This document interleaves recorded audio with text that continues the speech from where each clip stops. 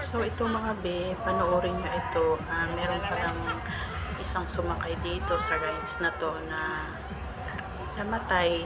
So kung ako lamang ang tatanungin ay hindi ko ibubuwis yung buhay ko para sumakay lang sa ganitong rides. So kung tayo ay merong sakit sa puso, huwag na natin itry ito kasi napakadelikado. So ayan lamang po, panoorin nyo mga be hanggang sa matapos.